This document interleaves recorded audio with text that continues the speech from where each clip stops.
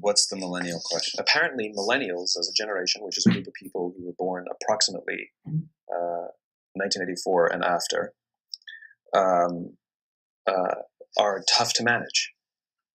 And they're accused of being entitled and narcissistic, and self-interested, unfocused, lazy. But entitled is the big one. And because they confound leadership so much, what's happening is leaders are asking the millennials, what do you want? And millennials are saying, we want to work in a place with purpose. Love that. We want to make an impact, whatever that means. We want free food and beanbags.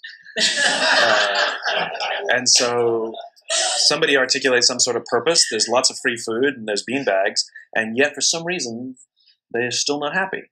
And that's because they're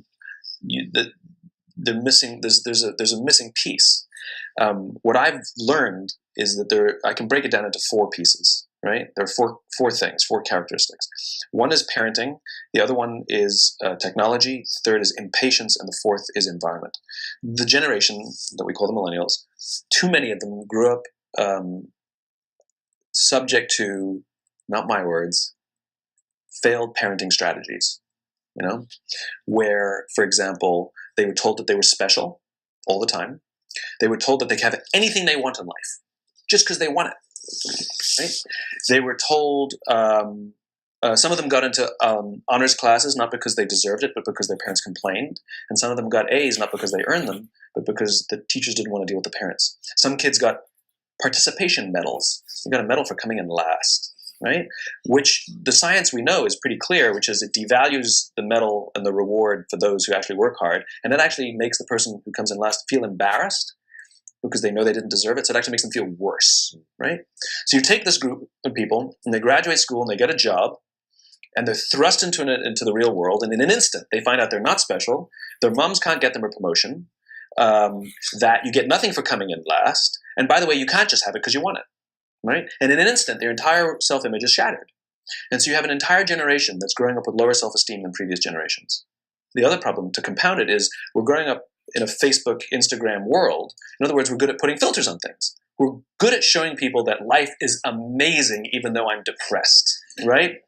And so everybody sounds tough, and everybody sounds like they got it all figured out. And the reality is there's very little toughness, and most people don't have it figured out. And so when the more senior people say, well, what should we do? They sound like, this is what you got to do. And they have no clue, right? So you have an entire generation growing up with lower self-esteem than previous generations, right? Through no fault of their own. Right? They were dealt a bad hand, right? Now let's add in technology. We know that engagement with social media and our cell phones releases a chemical called dopamine. That's why when you get a text, it feels good, right? So, we've all had it where you're feeling a little bit down or feeling a bit lonely. And so you send out 10 texts to 10 friends, hi, hi, hi, hi, hi. Because it feels good when you get a response, right? Right? It's why we count the likes. It's why we go back 10 times to see if my Instagram is growing slower, did I do something wrong? Do they not like me anymore, right? The trauma for young kids to be unfriended, right? Because we know when you get it, you get a hit of dopamine, which feels good. It's why we like it. It's why we keep going back to it. Dopamine is the exact same chemical that makes us feel good when we smoke, when we drink, and when we gamble. In other words, it's highly, highly addictive, right? We have age restrictions on smoking, gambling, and alcohol, and we have no age restrictions on social media and cell phones, which is the equivalent of opening up the liquor cabinet and saying to our teenagers, hey, by the way, this adolescence thing, if it gets you down. But that's basically what's happening. Right? That's basically what happened. You have an entire generation that has access to an addictive, numbing chemical called dopamine through social media and cell phones as they're going through the high stress of adolescence. Why is this important? Almost every alcoholic discovered alcohol when they were teenagers. When we're very, very young, the only approval we need is the approval of our parents. And as we go through adolescence, we make this transition where we now need the approval of our peers. Very frustrating for our parents, very important for us. It allows us to acculturate outside of our immediate families into the broader tribe, right? It's a highly, highly stressful and anxious period of our lives, and we're supposed to learn to rely on our friends. Some people, quite by accident, discover alcohol and numbing effects of dopamine to help them cope with the stresses and anxieties of adolescence. Unfortunately, that becomes hardwired in their brains, and for the rest of their lives, when they suffer significant stress, they will not turn to a person, they will turn to the bottle. Social stress, financial stress, career stress, that's pretty much the primary reasons why an alcoholic drinks, right? What's happening is because we're allowing unfettered access to these dopamine-producing devices and media, basically it's becoming hardwired, and what we're seeing is as they grow older, too many kids don't know how to form deep, meaningful relationships. Their words, not mine. They will admit that many of their friendships are superficial. They will admit that their friends, that they don't count on their friends, they don't rely on their friends, they have fun with their friends, but they also know that their friends will cancel on them if something better comes along. Deep, meaningful relationships are not there because they never practice the skill set, and worse, they don't have the coping mechanisms to deal with stress. So when significant stress starts to show up in their lives, they're not turning to a person, they're turning to a device, they're turning to social media, they're turning to these things which offer temporary relief. We know, the science is clear, we know that people who spend more time on Facebook suffer higher rates of depression than people who spend less time on Facebook, right? These things balanced. Alcohol is not bad, too much alcohol is bad. Gambling is fun, too much gambling is dangerous, right? There's nothing wrong with social media and cell phones. It's the imbalance, right? If you're sitting at dinner with your friends and you're texting somebody who's not there, that's a problem. That's an addiction. If you're sitting in a meeting with people you're supposed to be listening to and speaking, and you put your phone on the table, face up or face down, I don't care, that sends a subconscious message to the room that you're just not that important to me right now, right? That's what happens. And the fact that you cannot put it away is because you are addicted, right? If you wake up and you check your phone before you say good morning to your girlfriend, boyfriend, or spouse, you have an addiction. And like all addiction, in time, it'll destroy relationships, it'll cost time, and it'll cost money, and it'll make your life worse, right? So you have a generation growing up with lower self-esteem that doesn't have the coping mechanisms to deal with stress, right? Now you add in the sense of impatience, right? They've grown up in a world of instant gratification. You want to buy something, you go on Amazon, it arrives the next day. You want to watch a movie? Log on and watch a movie. You don't check movie times. You want to watch a TV show? Binge. You don't even have to wait week to week to week, right? I know people who skip seasons just so they can binge at the end of the season, right? Instant gratification. You want to go on a date? You don't even have to learn how to be like, hey. You don't even have to learn and practice that skill. You don't have to be the uncomfortable one who says yes when you mean no and says no when you mean no, but yes when you don't have to swipe right. Bang, I'm a stud. Right? You don't have to learn the social coping mechanisms, right? Everything you want, you can have instantaneously. Everything you want, instant gratification, except job satisfaction and strength of relationships. There ain't no app for that. They are slow, meandering, uncomfortable, messy processes. And so I keep meeting these wonderful, fantastic, idealistic, hardworking, smart kids. They've just graduated school. They're in their entry-level job. I sit down with them and I go, how's it going? They go, I think I'm going to quit. I'm like, why? They're like, I'm not making an impact. I'm like, you've been here 8 months. You know? It's as if they're standing at the foot of a mountain and they have this abstract concept called impact that they want to have in the world, which is the summit. What they don't see is the mountain. I don't care if you go up the mountain quickly or slowly, but there's still a mountain. And so what this young generation needs to learn is patience.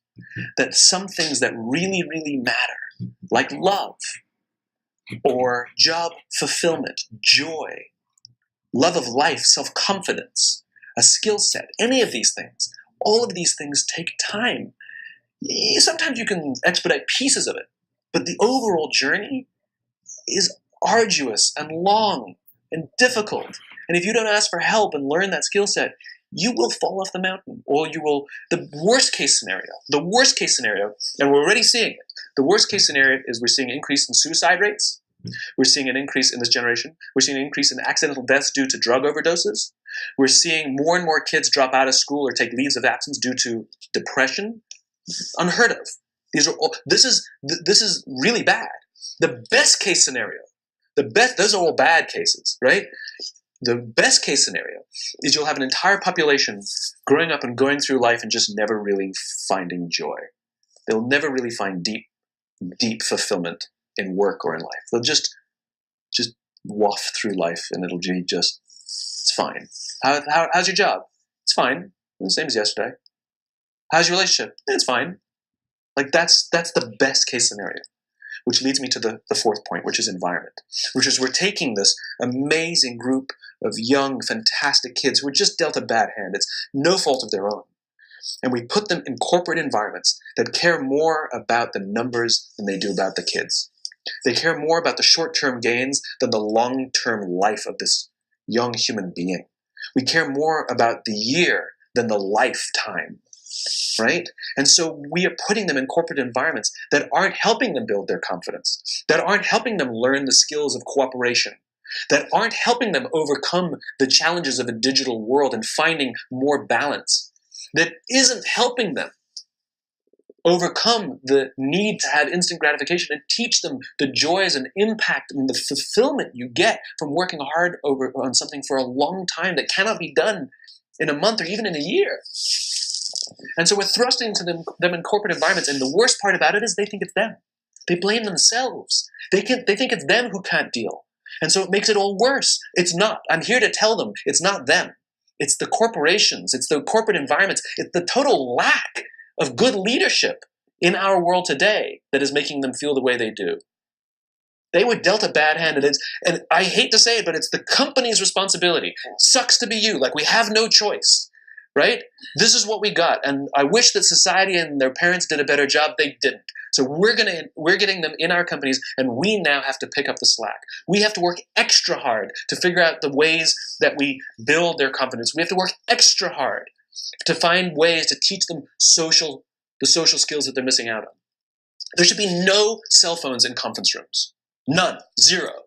And I don't mean the kind of like sitting outside waiting to text. I mean, like, when you're sitting and waiting for a meeting to start, this is what we all do. We all sit here and wait for the meeting to start. Meeting starting? Okay. And we start the meeting. No, that's not how relationships are formed. Remember we talked about it's the little things? Relationships are formed this way. We're waiting for a meeting to start and we go, how's your dad? I heard he was in the hospital. Oh, he's really good. Thanks for asking. He's actually at home now. Oh, I'm really glad. That was really amazing. I know, it was really scary for me. That's how you form relationships. Hey, did you ever get that report done? Oh my God, no, I didn't. I'll help you out. Can I help you out with that? Really? That's how trust forms. Trust doesn't form in an event, in a day. Even bad times don't form trust immediately. It's the slow, steady consistency. And we have to create mechanisms where we allow for those little innocuous interactions to happen. But when we allow cell phones in conference rooms, we just, okay, have the meeting. And then my favorite is like when there's a cell phone there and you go like this, you go. It rings and you go, I'm not going to answer that. Mr. Magnanimous, you know? When you're out for dinner with your friends, like I do this with my friends. When we're going out for dinner and we're leaving together, we'll leave our cell phones at home. Who are we calling? Maybe one of us will bring a phone in case we need to call an Uber or take a picture of our meal. That's what I was saying. Come on. I'm an idealist, but I'm not insane. You know? I mean, it looked really good. We'll take one phone. And so it's like an alcoholic. The reason you take the alcohol out of the house is because we cannot trust our willpower. We're just not strong enough. But when you remove the temptation, it actually makes it a lot easier. And so when you just say, don't check your phone, people literally will go like this. And somebody will go to the bathroom, and what's the first thing we do? Because I wouldn't want to look around the restaurant for a minute and a half, you know? But if you don't have the phone, you just kind of enjoy the world. And that's where ideas happen. The constant engagement is not where you have innovation and ideas. Ideas happen when our minds wander and we go, and you see something, I bet they could do that. That's called innovation, right? But we're taking away all those little moments, right? You should not, and none of us should charge our phones by our beds. We should be charging our phones in the living rooms, right? Remove the temptation. You wake up in the middle of the night because you can't sleep, you won't check your phone, which makes it worse. But if it's in the living room, it's relaxed, it's fine. But it's my alarm clock. Buy an alarm clock. They cost $8. Right? I'll buy you an alarm.